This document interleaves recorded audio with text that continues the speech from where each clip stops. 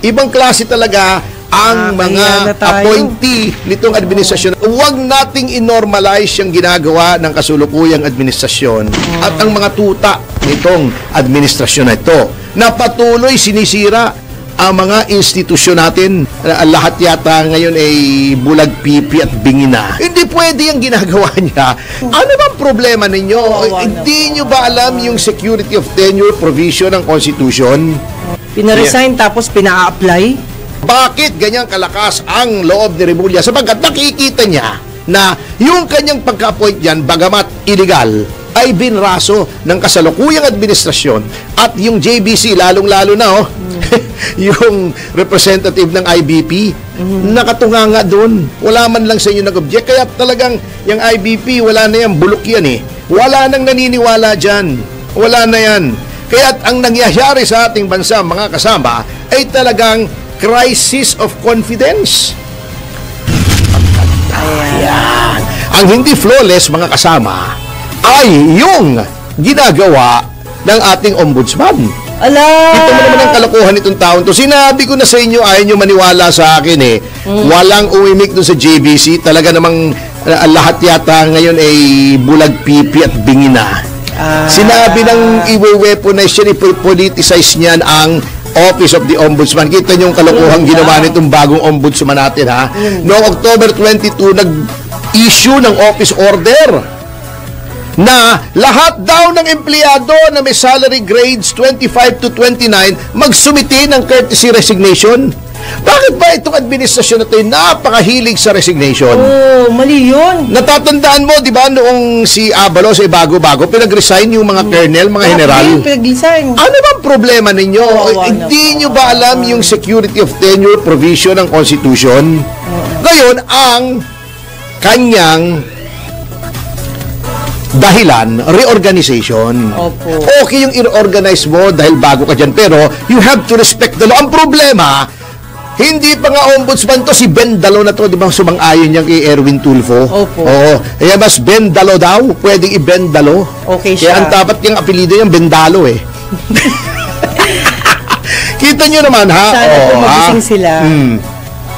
Yung mga taong ito, yung iba dito ay matagal na sa ombudsman. Opo. Ngayon, pinagre-resign niya, gusto niyang i-reorganize. Pwede ka mag-reorganize, but you cannot reorganize ng gusto mo. Kasi may mga patakaran, Mr. Ombudsman. At ikaw ang ombudsman, ikaw ang unang-unang lumalabag sa batas. Yan ang sinasabi ko. Alam ko na mangyayari ang kapitan na yan eh. Kita mo, ha? Eto kasi sinasabi niya, eto bukod pa tudo sa sinasabi niyang midnight appointment sa 204, ha? Alam nyo, mga kasama, tignan lang natin yung Office of the Ombudsman, ha? Okay.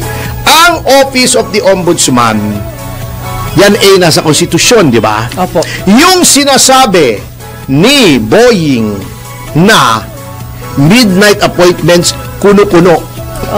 Mr. Remulla, hindi na naman nagbasa ng batas si Pogi eh. Di ba? Wala pa siyang advisor hanggang ngayon?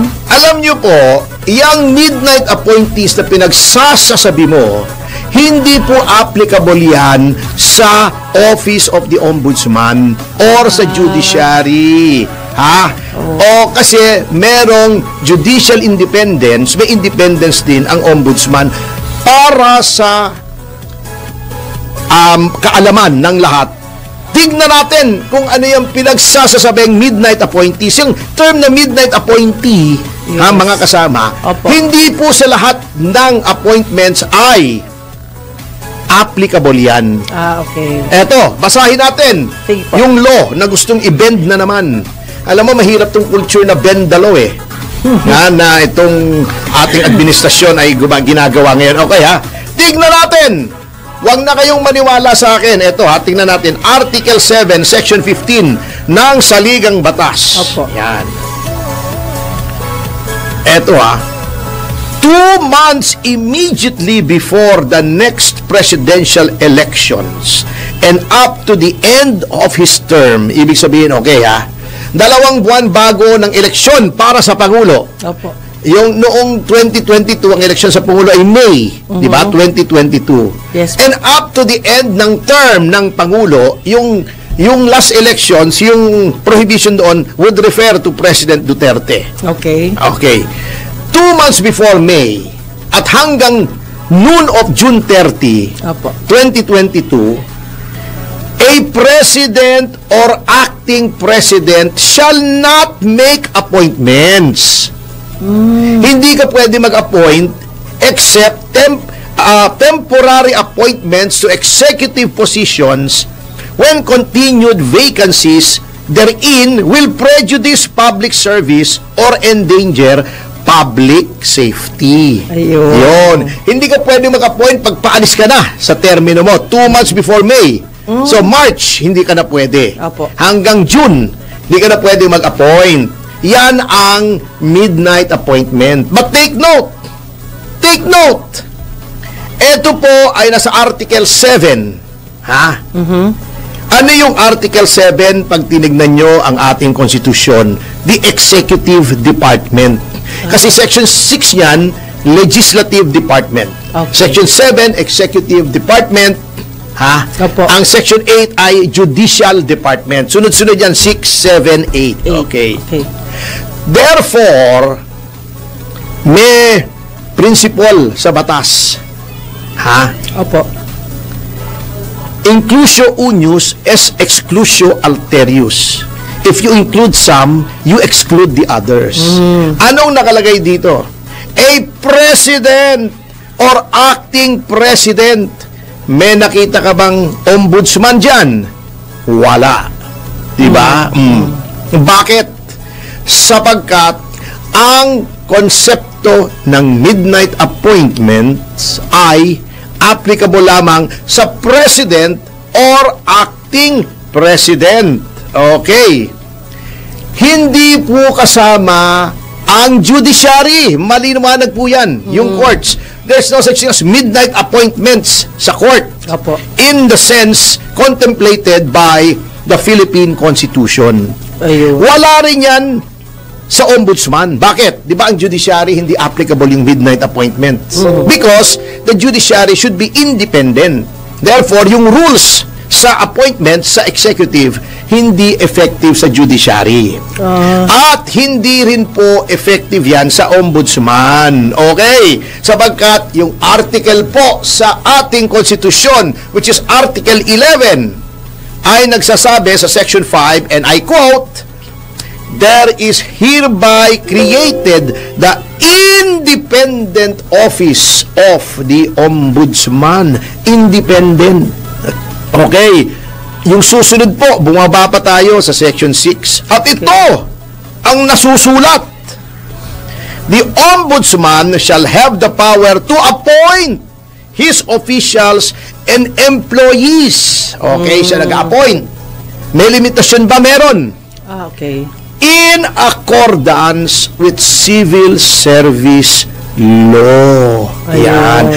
Wala pong nakalagay dyan na time limit kung saan hindi ka pwedeng mag-appoint. Ayun. Nasa Section 7 lamang po yung hindi pwedeng mag-appoint from March to June nung pagpatapos na ang term ng presidente or acting president. Halimbawa, nabakante yung presidente, naging presidente yung vice president. Opo. Or for naka-leave yung presidente. Hindi pala yung nabakante kasi magiging totoong president yun eh. Opo. Halimbawa, acting president, if for some reason, temporarily, hindi maka-discharge yung presidente, acting, covered din siya nung prohibition. Okay. Wala pong nakalagay dito. Therefore, kung hindi bawal, pwede. Anong limitasyon lamang? Katulad ng sinabi po natin, civil service law. Yan. Mayroon na pong mga kasong pinagdesisyonan dyan. Dito sa Castro, De Castro versus Judicial and Bar Council. Opo. Kung saan may nag-appoint na tinatawag na noon ay sabi nila midnight appointment daw sa Supreme Court. Sinabi na ng Supreme Court that the term midnight appointment does not apply to the judiciary. Okay? Opo. Hindi po kasama sa judiciary. Therefore, hindi rin po kasama ang ombudsman dyan. Kasi katulad ng judiciary, independent din ang ombudsman. Ayun. Ngayon, the question remains, yun bang mga inappoint na yon ay saklaw ng civil service?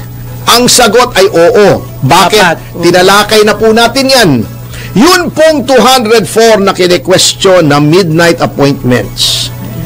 Yan po ay dumaan sa proseso. Noong 2024, nag-request ang Office of the Ombudsman. Opo. Inaprubahan ng DBM.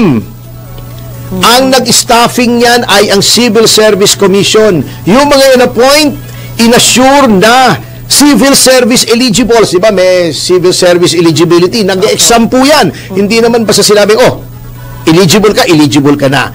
Di ba merong second grade, may first grade, oo, na civil service eligibility. Yan po ay mayroong proseso. At lahat po yan ay dumaan sa proseso. Hindi lang kung sinong pinili ng dating ombudsman, ini-mini-mini mo, ikaw na. Kailangan sundin po yung qualification. Kung abogado, siyempre, dapat abogado, dapat pasado sa bar, dapat walang kaso. Diba? Yun namang ibang pinagre-resign na hindi kasama rito, yan pong ginagawa ni Remulla ay labag sa konstitusyon.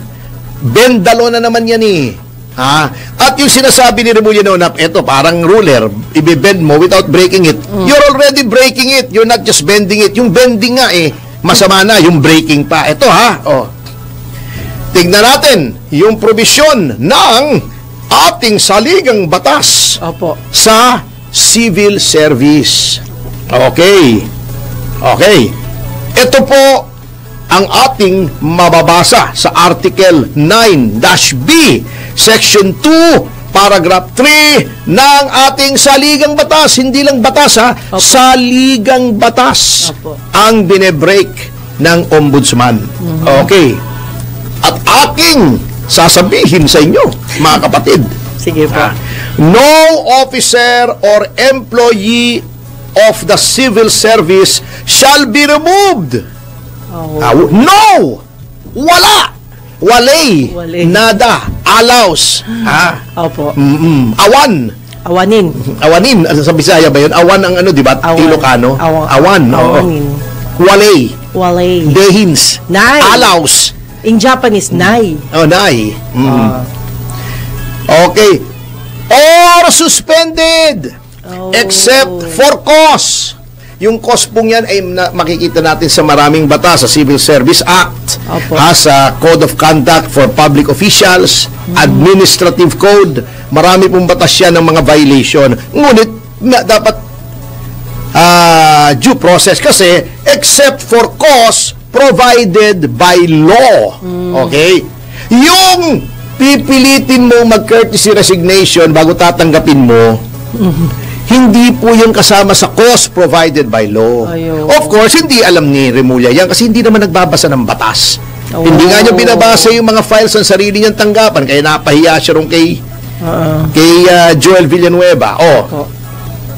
Kapag ikaw ay inappoint na sa isang posisyon sa gobyerno nang naaayon sa civil service rules at ang plantilla position mo ay permanent kasi may mga posisyon na contractual. Di ba? Merong yung job order, yung casual ang tawag nila. Hindi po kasama yun. Yung permanente at itong mga nasa salary grade 25 to 29 na pinagre-resign, pinipilit mag-resign ay mga permanent. Okay. Sabi dito sa kaso na Bores versus Court of Appeals, madiing inilatag ng ating kataas-taasang hukuman ang reglamento na an appointment duly approved by the Civil Service Commission cannot be withdrawn merely because a new head of office disagrees with it. Dahil hindi ka sang-ayon sa mga in-appoint na dati, hindi mo pwedeng tanggalin yon. Okay. Only proof of fraud or violation of law can justify its cancellation. Anong violation of law doon sa appointee ni Ombudsman Martires? Anong violation of law doon sa mga matatagal na Yes. na mga empleyado dyan? Yan. Protektado po yung mga yan. Okay. Sinabi naman po sa kasong Rabor versus Civil Service Commission na yung pinagsasasabing kapwitan nitong si Remulla na courtesy resignation ay walang epekto kung unless ito ay voluntary. Ang nangyayari rito, Parang pananakot eh. Pananakot, di ba? Huwag kayong matakot kay Remulla sapagkat kayo'y protektado ng batas, mga kasama dyan sa Ombudsman. Alam kong nakakatakot ang itsura ni Remulla. Oo, pero huwag kayong matakot. Ha? Pwede ngang mag-attend ng Halloween party yan nang walang costume. Pero huwag kayong matakot. Ha? Sapagkat ang mga empleyado ng Ombudsman ay mga civil service appointees. Ha? Yung mga karir na nandyan, hindi pwedeng pilitin. Ha? Sapagkat kayo po ay hindi mga political appointees. Merong mga political appointees, yung mga secretary, certain undersecretary, unless seso kayo, yung career executive service officer. Hindi kayo pwedeng tanggalin din. Kung kayo po ay pinipilit, yan po ay labag sa batas. Ha? Yung midnight appointment po ninyo na sinasabi ay hindi po midnight appointment yan. BS yan. Ni Boying Remulla. Oo. Ha? Huwag kayong matitinag dyan. Kung gusto nyo, magdemanda tayo laban sa Ombudsman, doon mismo sa Office of the Ombudsman. Sa kanyang... Subukan natin kung gaano siya ka-fair, di ba? Naman. Hindi pwede yung ginagawa niya. Alam niyo, huwag nating inormalize yung ginagawa ng kasulukuyang administrasyon at ang mga tuta nitong administrasyon na ito na patuloy sinisira ang mga institusyon natin. Yang Ombudsman ba naman, huwag nyo nang pakialaman kasi yan. Ayan, pinakialaman nyo, ano nangyayari? Gulo yan, mga kasama, sinasabi ko sa inyo. Gulo yan. Pinaresign tapos pina-apply? Kaya nga, yung 204, nag-apply na po yan, Ginoong Remulla. Pumasa na yung application yan, in-appoint na yan, legal ang appointment yan, bakit mo gaganyanin? Ibang klase talaga ang mga appointee nitong administrasyon na to. Bakit ganyang kalakas ang loob ni Remulla? Sapagkat nakikita niya na yung kanyang pagka-appoint yan, bagamat illegal, ay binraso ng kasalukuyang administrasyon at yung JBC, lalong-lalo na yung representative ng IBP, nakatunganga doon. Bagong yabang-yabang nitong IBP pag magbigay ng opinion. Constitutional rights, nasa yung konstitusyon nyo nung nadiyang kayo. Wala man lang sa inyo nag-object. Kaya talagang yung IBP, wala na yan, bulok yan eh. Wala nang naniniwala dyan. Wala na yan. Kaya ang nangyayari sa ating bansa, mga kasama, ay talagang crisis of confidence.